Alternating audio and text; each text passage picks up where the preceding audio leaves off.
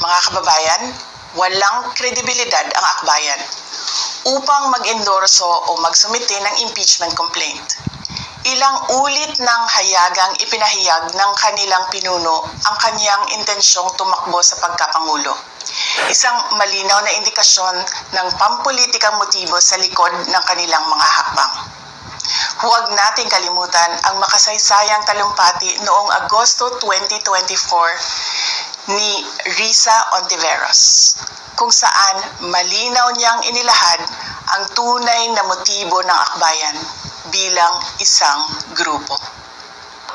At habang ang anak niya ay may kapangyarihan pa, hindi magiging madali ang ating laban. While VP Sara is in power, the threat of a full-blown Duterte comeback is still a very real and present danger.